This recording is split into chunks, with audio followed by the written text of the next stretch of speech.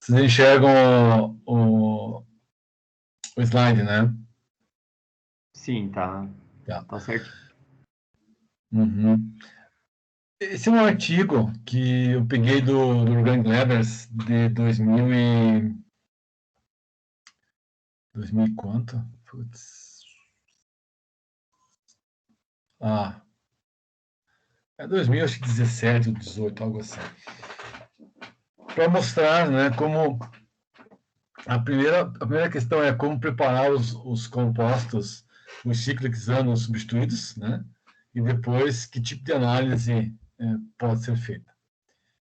Aqui a ideia dos autores foi discutir a questão do equilíbrio conformacional, né? E aí eles dão um modelinho, né? Tu tem um ciclo hexano tri-substituído, um grupo G, né? Posição axial e equatorial. Aí o que eles fazem? Eles sintetizam um outro ciclo hexano com dois grupos de caráter eletrônico diverso, distinto da metila, que é o trifluormetil. Então, são dois substituintes com um volume próximo, né? Mas o efeito eletrônico, um é doador de elétrons e outro é aceptor. E aí, medir qual é o impacto desse efeito eletrônico na constante de equilíbrio. E aí, eles chamam isso de uma interação, né? De uma estabilização axial não clássica dessas moléculas. Não marcou? Não marcou. Dessas moléculas, particularmente em relação ao G, grupo G, com o átomo de hidrogênio. Então, uma interação não clássica CHG. Tá? Então, essa preferência conformacional, eles determinaram. Aí o problema é como chegar, né, nos substratos para depois fazer análise. Então, rapidamente, aqui, sem muito interesse, sem muitos detalhes, né, os valores determinados, né, as constantes de equilíbrio para um sistema e o outro, então aqui está no abstract, né, vocês observam então que a constante de equilíbrio ela foi maior para a metila e foi menor para os grupos trifluorometil. Então, parece, né, que a preferência conformacional para o isômero equatorial do grupo ciano ele é maior quando tem o grupo metila, mas ele fica menor, né, quando tem o grupo CF3. E aí vem toda uma explicação, né, dessa preferência, não vou dizer preferência, né, como é que vou dizer, desta não, preferência, na verdade, porque ele fica menor do que 1. Né? Então, por que o hidrogênio aqui, nesta posição axial, ele se estabiliza em relação ao ciano, quando o grupo aqui é um grupo eletrolutador? Tá? Então, de início, vamos olhar do ponto de vista da síntese. Vejam que você sempre tem que partir de um derivado aromático. Né? Então, você tem o benzeno trissubstituído, você faz a redução total, né, do anel, então obtém o composto hidrogenado, e daí, claro, começa toda uma brincadeirinha de transformação do grupo funcional. Então, do ácido reduz para o álcool, né, e aí este álcool, né, deixa eu diminuir aqui um pouquinho, né, o álcool ele foi submetido a uma transformação usando esse sal de Bobbitt, em que desloca, né, aqui, se não me engano, é bom, tem que ver como é que funciona essa reação aqui. Mas, de qualquer modo, ele faz o deslocamento, remove o grupo o hidroximetil e insere, então, a nitrila. Inserida a nitrila, ele faz uma equilibração, joga uma base, e essa base forte remove o hidrogênio, depois ele reprotona, e ao reprotonar, tu tem, então, na verdade, o isômero cis e trans. Bom, então, o que é feito aqui? Né? É medido a constante de equilíbrio. Então, vejo que a partir deste substrato aqui se faz, então, todo o estudo conformacional. uma base volumosa, ela remove o hidrogênio, vai formar o carbônio, e o solvente, e depois nessa brincadeirinha aqui, você vai formar o teg-butóxido vira teg-butanol, então o ânion, o carbono formado, é reprotonado pelo próprio solvente, e aí tu tem um equilíbrio entre a posição, o grupo ciano na posição equatorial e na posição axial. Então, daqui se faz, então, todos os estudos, ó, os compostos de 1 a 3 e de 4, 5, 6. Então, as constantes para metila, predominantemente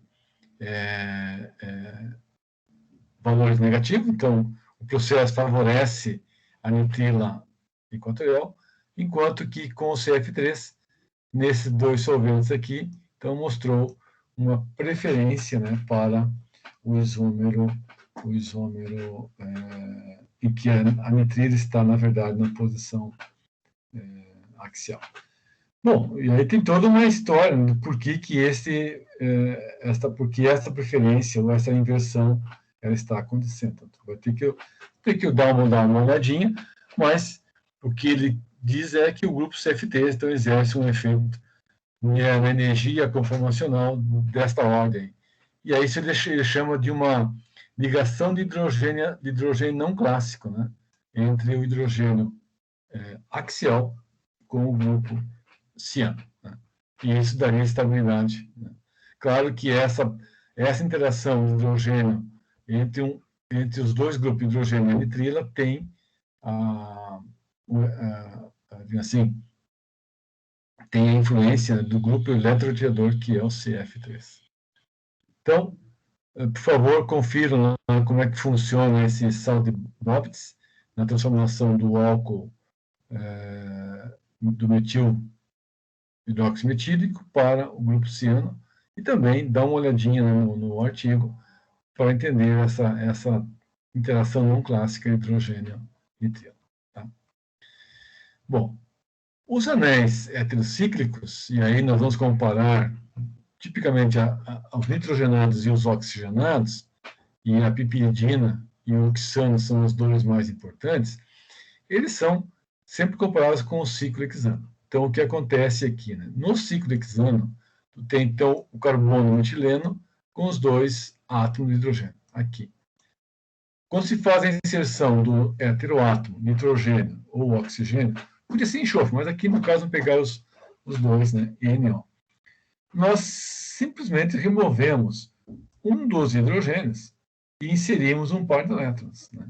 Então, naturalmente, tu tem uma diminuição da repulsão na piperidina, por exemplo. No oxano, a repulsão diminui mais ainda. Por quê? Porque agora você não tem hidrogênios nessa posição aqui e você não tem hidrogênios nessa posição. Então, tu tem, na verdade, uma diminuição da repulsão estérica 1,3, indo do ciclo hexano para a piperidina para o oxano. Mesmo que a distância, né, a distância da ligação carbono-X, carbono, no caso, nitrogênio e oxigênio, essa distância aqui é menor comparada com a distância carbono-carbono. Então, mesmo assim, a preferência, o equilíbrio conformacional tem uma energia menor, né, envolvida na piperidina e envolvida no oxano. Aí, só por curiosidade, né, na piperidina, você pode ter o hidrogênio aqui na posição axial ou na equatorial. Então, é conhecido, né, dos valores da análise conformacional, a preferência sempre para aquele sistema da piperidina que tem o nitrogênio com o átomo de hidrogênio na posição equatorial. Então, a repulsão aqui é menor, e isso justifica, né, a preferência conformacional. Bom, o que acontece agora quando nós temos os heterocíclicos e no carbono vizinho ao heteroátomo uma ligação polar? Então, aqui aparece o chamado efeito anomérico. Né? E esse efeito anomérico tem esse nome porque ele vem lá da química dos açúcares. Né? Então, se você pegar na Wikipedia, né, você vai encontrar o conceito de efeito anomérico mas só que mais amplo, que é o efeito estereoeletrônico. Então, o efeito estereoeletrônico é, na verdade, uma manifestação de um arranjo particular dos orbitais no espaço. E este arranjo particular, ele estabiliza uma determinada conformação. Então, o efeito numérico, né, é um nome genérico e um nome usual, antigo, histórico, do efeito que é conhecido, né, como efeito estéreo-eletrônico. Daí o efeito estéreo-eletrônico é um efeito de estabilizar uma determinada conformação, e essa estabilização você vai sempre olhar para os orbitais que compõem o conjunto das ligações que estão sendo analisadas. Né? Então, nos ciclos, né, nos ciclos que contêm um heteroátomo no ciclo de uma ligação polar, nós vamos ter, em algumas circunstâncias, né, a predominância do isômero axial frente ao isômero equatorial. Né? E aí tu vai usar esse argumento. Né? Qual é o argumento do efeito anumérico ou do efeito estereoeletrônico? Que, na verdade, é um efeito de hiperconjugação. Tá? Então, se nós olharmos aqui, né, no anel do oxano com o grupo hidroxila na ligação, na orientação axial e na orientação equatorial, o que nós enxergamos? Uma coincidência nesta conformação de duas ligações de dois orbitais com natureza eletrônica distinta. Um é o orbital HOMO, que é o orbital N do oxigênio, e outro é o orbital sigma, estrela da ligação OH. Quando essa orientação aqui está acontecendo, que é antiperiplanar, tu tem um efeito de retrodoação bastante significativo.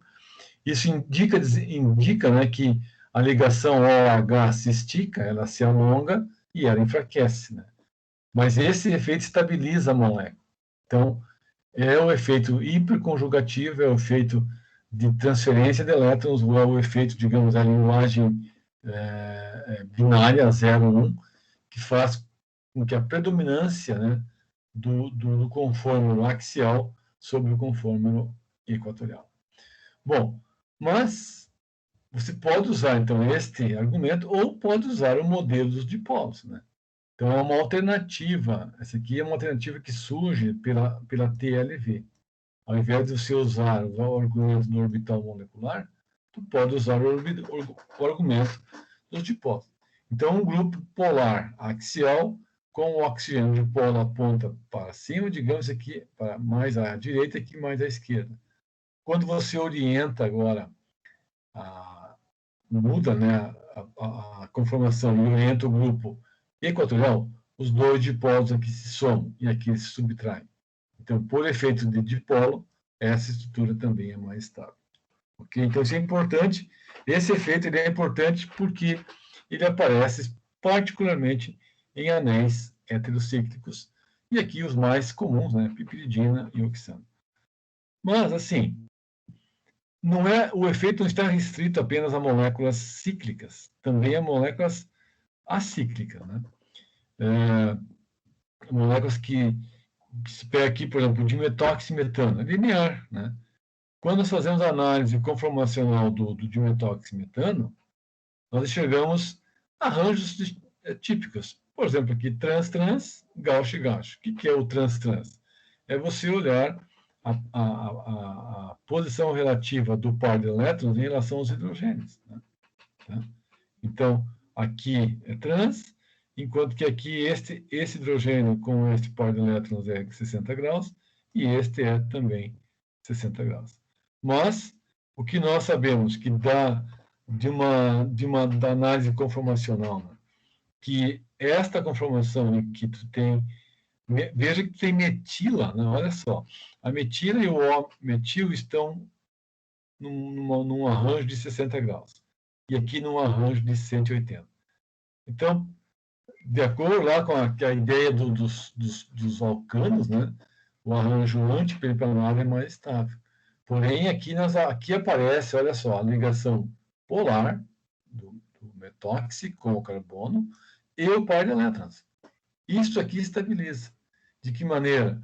Pegando o orbital N do oxigênio, e esse orbital N é doador de elétrons para um orbital sigma da ligação polar. Que ligação é essa? A ligação CO. Tá? Então, esta é a ideia. Também, você poderia pensar assim, ó, né? Eu vou trocar a cor para não ficar tão... fica muito parecido. Você poderia pensar assim, ó, né? Aqui, vamos... Opa, o que deu aqui? Que deu? Perdi aqui. Deixa eu voltar aqui. É no comentário. Na cor. Tá, deixa eu fechar aqui. Agora sim. Tem que aprender a mexer esse aqui. Ok. Então aqui, ó. Em termos de energia, tá? Em termos de energia. O que nós vamos pensar? Um orbital, um orbital doador. Quem é ele? É o orbital N. Tá? Então, ele tem uma energia relativa que vamos supor que está aqui. Esse orbital N. Com 2 elétrons, um para cima e um para baixo. Muito bem. Então, aqui é o orbital N. Nesta conformação, o orbital N está orientado em relação ao sigma estrela CH. E nesta, o orbital sigma estrela OC. Isso significa dizer o seguinte, que o orbital CH estrela é mais energético do que o orbital CO estrela. Então, aqui são os dois sigma do oxigênio e aqui é o sigma do H ligado ao carbono. Tá? Então, a ligação CO. São orbitais vazios. Então, nos dois casos aqui, esses dois casos representam um orbital sigma estrela. Tá? Orbital sigma estrela. Qual sigma estrela?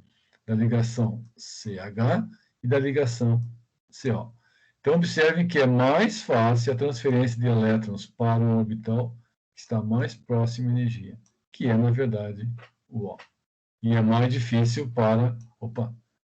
E é mais difícil para a transferência para o sigma CH. Tá? Então, o efeito estereoeletrônico ele se manifesta de várias formas, e aqui é um exemplo. No outro, é você pegar os otâmeros diésteres, né? Então, por exemplo, a citatemetila, tu pode ter o isômero E, por exemplo, e o isômero Z. Qual é a convenção aqui? É que esta ligação, a ligação aqui central, né? Ela tem aqui, ó, essa ligação aqui confere, então, uma diferença no arranjo. Ó. A ligação metila para baixo, carbonila para cima, então isômero E. Isômero Z dos dois lados. Então, o que se sabe? Que o isômero Z tem uma preferência sobre o isômero E. Ora, se você olhar agora no isômero E, tu tem um orbital sigma estrela da ligação carbonila orientada com a ligação CO da metila, enquanto que aqui é orbital N. Tá? Então, um orbital mais doador orientado com um orbital mais receptor. Tá? Então, são exemplos genéricos de como se manifesta, né, como aparece o efeito estereoeletrônico. Tá? Bom, nós vamos pegar exemplos da natureza onde o efeito de fato é muito, muito importante. E aí, claro, pegamos o açúcar mais difundido na natureza. Qual é? A glicose. Né? Existem vários açúcares na natureza. Mas por que a glicose é o açúcar que predomina? Por que ele é o mais usado? Por que ele é o mais abundante? Então, glicose, pegamos a frutose, né? Pegamos a malose. Bom, a manose seria um isômero, né, da glicose, mas a manose tem essa estrutura na forma de hexágono, em que tem os grupos aqui com as orientações respectivas. Mas quando você olha a glicose, né, então, ou ela tem todos os grupos axiais, ou todos eles equatoriais. Todos. Né? Então, por exemplo, a manose, se você fosse desenhar a manose usando a conformação cadeira, o que você faria, né? Você tem que representar, não. Você tem que obedecer à relação espacial dos grupos, não tem jeito. Né? Então, se você começa, vamos supor, aqui está o oxigênio, tá bem, então ele está aqui. Vamos supor que aqui está o oxigênio. Esse grupo está para frente, então ele é a posição equatorial, OH. Então, desenho o OH ali. Aí, o que vai acontecer com o próximo grupo? Aqui do mesmo lado é cis, então se é cis, este OH está na direção aqui axial. E aí, 1, 2, cis é esse. Perceba que já nesse carbono, o OH está axial. Próximo, aqui é cis também. Então, se ele é cis, ó, ele não é para baixo, ele é ele é equatorial. Então, para esse caso aqui, deu bem, né? O equatorial. Ai, meu Deus. Então, o equatorial funciona. Ó, aqui o equatorial. No entanto, agora o próximo. Aqui é trans. Então, se ele é trans, o equatorial está aqui. Tá? OH. E o próximo aqui esse que é trans. Então, se é trans, perfeito. Mas então veja que na manose, o grupo OH do carbono 2 ele está axial. Enquanto que na glicose, todos os grupos, todos são equatoriais. Então, essa é a razão da predominância, né, do domínio desse açúcar na natureza. Por quê? Porque no equilíbrio conformacional, todos os grupos ficam na posição equatorial. Frutose, né? Então, a manose vai formar uma piranose, que é o anel de 6 do pirano, enquanto que a frutose, se formar um anel de 6, a frutose, o que vai acontecer? Olha aqui, ela coloca, né, um dos grupos na posição axial. E aí, bom, a natureza prefere, então, pegar a frutose e transformar ele num ciclo de furanose e não de piranose. Tá? Aí, comentários sobre, então, a glicose. A glicose, ela existe na natureza em duas formas, a alfa e a beta. Então, voltamos aqui na questão do anômero, né, do epímero alfa e epímero beta. Então, veja assim, agora o termo epímero quer dizer tu tem todas as configurações mantidas, exceto o carbono 1. Tá? Então, no carbono 1, ora é para baixo, ora é para cima, ou seja, ora na posição axial e equatorial. Notem que as demais posições são idênticas. Então, o epímero é isso. O que muda? Carbono 1. Então, quando a hidroxila é para baixo, você vai chamar isso de anômero alfa. No caso, o epímero alfa. Quando é para baixo. Quando é para cima, é o beta. Então, o isômero alfa, o isômero beta, a direção aqui a orientação que é equatorial e a orientação aqui que é axial. Vejam que nesta orientação aqui aparece o efeito estereoeletrônico, mas ele não é dominante, né? Então, não é dominante porque, bom, aí nós vamos olhar, então, estas relações espaciais, né? E aí nós vamos observar que na glicose alfa, um deles é axial. Na glicose beta, um deles é o equatorial. E os demais, todos ficam na posição equatorial. Então, independente do isômero, né, a glicose, ela mantém o carbono 2, o carbono 3, o carbono 4, o carbono 5, sempre com a mesma configuração. Todos os grupos equatoriais. Aí, nessa química de açúcar, você pode usar, então, as projeções de Fischer e de Howard. Né?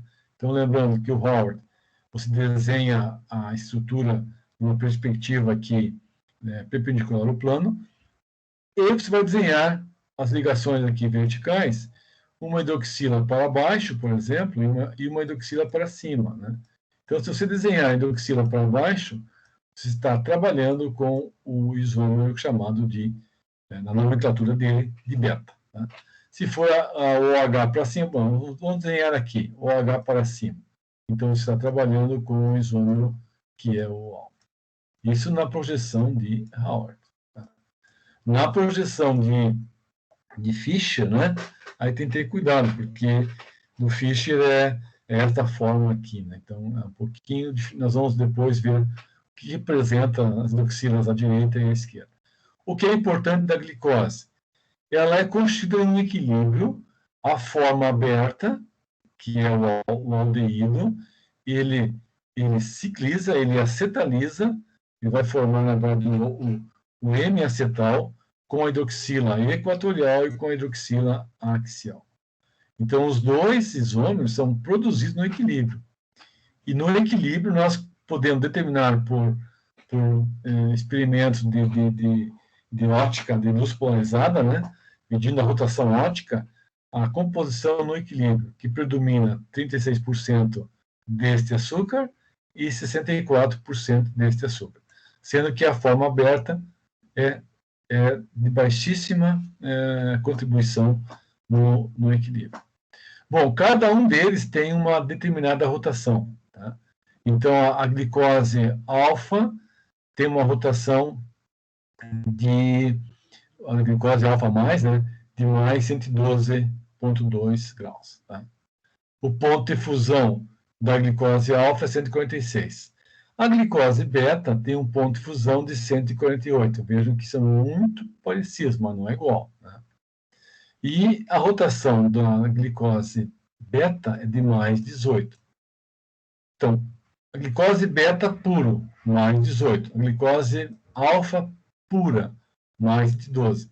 Quando se mistura os dois, tu tem a mudança, um equilíbrio. No equilíbrio, a glicose alfa reduz para 36 e a glicose beta aumenta para 64. Então, tem uma composição no equilíbrio e, por consequência, o alfa-D também muda. Tá? Então, isso é importante na questão da glicose. Bom, a glicose está presente, né, em muitas moléculas, e aí, particularmente, ela é um dos açúcares produzidos na fotossíntese, no ciclo de Calvin, né, em que a luz solar, cloroplastos, as células de folhas, né, a presença da luz solar na presença da clorofila, elas absorvem o gás carbônico, absorvem a água, então você vai hidratar o carbono, formando realmente um hidrato, e esse hidrato, na verdade, é um açúcar. Né? Então, desses açúcares produzidos, o mais abundante é a glicose, e a glicose se manifesta, então, em dois polímeros importantíssimos, primeiro que é a celulose e o outro que é o amido. A celulose é uma sequência fantástica de um polímero linear, as ligações glicosídicas 1,4, e na celulose, né, todas as ligações são entre os grupos 1,4 equatoriais. Então, é um polímero bastante linear, muito, muito linear. E aí o interessante é que, nesse polímero linear, um anel da glicose tem uma orientação conformacional e o anel vizinho ele inverte. Então, sempre haverá inversão de um lado do outro, de um lado do outro. Isso vai determinar que essa fita gigantesca ela é torcida. Tá? Ela é torcida. Mas ela se sustenta, né, no espaço, pelas ligações glicosídicas, e, ao mesmo tempo, os carbonos, o carbono 6 de cada anel, estabelece com seus vizinhos as ligações de hidrogênio. Então, a celulose ela é de baixa solubilidade em água, mas se pode fragmentar esse polímero e obter moléculas menores desse polímero, que são solúveis em água a um certo valor, mas que, com o aumento da temperatura, a solubilidade cai. Por quê? Porque se expulsa a água e você diminui, né, as interações, as ligações de hidrogênio. Uma versão nitrogenada da celulose é a quitosana e a quitina, né? Então, na verdade, agora, a quitosana e a quitina são dois polímeros também naturais em que o grupo, né, o monômero da glicose, ele foi transformado aqui no carbono. Observe, nesse carbono aqui, né, tem um átomo de nitrogênio. Então, ao invés de ter aqui, né, o CH2, ele tem, na verdade, um NH. Isso também agora confere a este polímero outras características, né, tão boas quanto a da celulose. Claro que a celulose tem um destino, enquanto que a quitosana e a quitina tem outro destino. Então, a quitosana é a amida e a quitina é na forma nitrogenada. Bom, a outra forma da glicose é aquela que ela estabelece as ligações 1,4, né? Através do grupo da hidroxila axial. Então, aí as ligações glicosídicas são do tipo 1,4. Então, aí aparece no amido, né? Que está no trigo, na batata, nas sementes, assim por diante. Então, por exemplo, o amido, né? Ele tem... como é que é aqui? O amido é formado por 80% de amilopectina e 20% de amilose, mais ou menos, tá? E aí, qual a diferença entre amilose e amilopectina? É simplesmente assim, ó, tu tem um padrão repetitivo das unidades de glicose, né? Num certo valor dessas unidades, uma se conecta à outra através das ligações 1,6. Então, por exemplo, um polímero mais linear, com poucas ligações neste carbono aqui, né? Quer dizer, a outra fita polimérica não se conecta a esta, então aqui você constitui o que nós chamamos de amilose, né? Então ele é mais linear, ele é menos ramificado, né? É menos ramificado, mais linear, amilose. Já a amilopectina é aquele polímero que tem também as unidades de glicose, mas agora ela apresenta entre uma cadeia e outra uma conexão química permanente, que é esta aqui, do carbono 1,6. Né? Então, essa ligação glicosídica 1,6 vai ramificar, vai reticular, né, esse polímero. Então, o amido já é mais mole, mas quando se separa os constituintes do amido em amilose e amilopectina, a amilose é mais mole ainda, ou seja, é mais fácil dela ser modificada, dela ser, digamos, hidrolisada, ou mesmo de formar fios, né? Enquanto que a amilopectina é mais ramificada, ela é mais reticulada. E essa reticulação maior é em função do número, né, de ligações glicosídicas 1,6. O que é interessante, né, nesses polímeros naturais é que elas são, né, constituídas de uma molécula quiral, que é a glicose. Então, a glicose, por exemplo, a glicose na forma alfa, quando ela se conecta formando um polímero, seja amilose, seja amilopectina, mas aqui é amilose, né? Ela forma uma espira, né? Então, essa fita, ela se desenvolve espacialmente na forma de uma espira, uma espiral. Então, nós temos uma hélice, e essa hélice, por uma questão da própria natureza, ela é à esquerda. Então, ela tem uma torção à esquerda. Então, na verdade, nós temos blocos blocos que são repetitivos, e esses blocos serão, digamos, passos da hélice, né, na amilose. E dentro dessa hélice, nós vamos observar, então, as ligações de hidrogênio ou, por exemplo, o armazenamento de moléculas, aqui particularmente de água. Tá? Bom, para finalizar assim, né, uma distinção entre amilopectina e glicogênio, né? Aí o glicogênio é o polímero que nós temos armazenado nas células do nosso organismo e a amilopectina nos vegetais, né? A diferença é, na verdade, em relação, de novo, né, à questão dessas ramificações 1,6, tá? Uns têm mais e outros têm menos, né? A amilose, vista anteriormente, ela é mais linear, mas ela desenvolve uma hélice com um tubo, como esse caso aqui. E mais ou menos se sabe, né, que uma volta, tu imagina uma hélice, tá? Uma hélice. Uma volta completa nessa hélice, pegando como exemplo aqui a amilopectina, né, ou amilose. Então, para dar uma volta completa, mais ou menos vamos precisar de 6 moléculas, de 6 a 8 moléculas de glicose. Então, se nós contarmos 1, 2, 3, 4, 5, 6, 7, 8, dá quase uma volta. Né? Daí, claro, essa fita ela vai se conectar sempre 1,4, mas eventualmente aqui pode aparecer a conexão com o carbono com o carbono 6. Tá? Então, a conexão 6 com a hidroxila no carbono 6 vai formar um polímero mais ramificado. Né? Então, essa é a diferença estrutural entre um e outro. Aí, se, por exemplo, se você pegar aqui o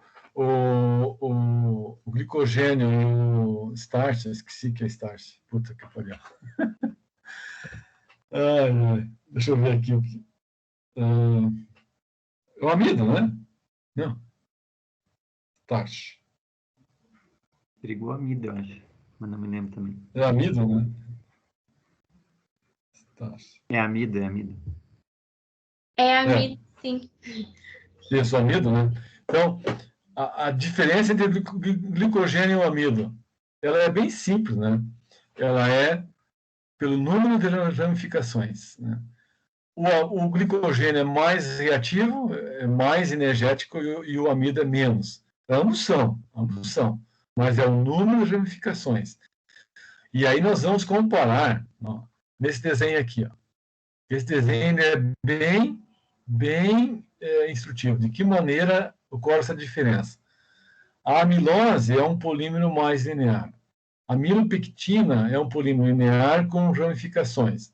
Só que o glicogênio é um polímero que tem várias porções lineares, mas que se desdobra em muitas outras ramificações. Então, se você contar por unidades terminais no glicogênio, na amilopectina, ou na amilose, ou no próprio amido, o número de terminações aqui é maior. Por quê? Porque cada término representa uma unidade de glicose. E como é que a enzima faz a quebra? Ela simplesmente faz a hidrólise, ela remove por unidade por unidade de glicose. Então, ela não quebra o polímero de uma vez só. Ela vai lá no polímero e vai depolimerizando, vai removendo gradativamente uma unidade de glicose. Então, quanto mais unidades de glicose estão disponíveis, mais rápido é o processo. Tá? Então, essa é a diferença entre o amido e o glicogênio. Ambos são, sim. Ambos são reativos, sim. Ambos são estáveis, sim. Só que um tem, nas terminações, tem mais terminações, o que permite, né, o acesso mais rápido às unidades de glicose para entrar no ciclo de Krebs. Tá? E para fechar, né, um pouquinho sobre a folha no organismo vegetal, os estômatos, onde está o pigmento, né, a parede celular que digamos assim, que armazena a celulose, uma foto aqui de uma neve, e aí se nós pegarmos essas fibras, né, essas fibras de celulose chamadas de microfibrilas, né, olhando numa perspectiva nanoscópica, né, são os fios, e cada fio aqui, né, cada fio de celulose, cada fibrinha de celulose, nanofibra, na verdade é constituída por no mínimo 3 fitas de celulose, uma enrolada a outra. Tá? Então, era mais ou menos isso. Desculpe por ter apressado aqui um pouquinho, porque como eu me atrasei no início, tive que acelerar aqui. E mais ou menos era isso o assunto de hoje. Tá? Acontece. Eu até achei que não tinha também. A sorte que a Ana mandou mensagem no grupo ali, eu tava acordado, porque senão... Não, eu quando eu vi aquela mensagem, putz, mas tá tranquilo. Vou parar aqui a gravação, tá bem? Tá bem, então. Eu pensei, eu vou perguntar, né? Até conferir antes para ver se era quarta-feira mesmo.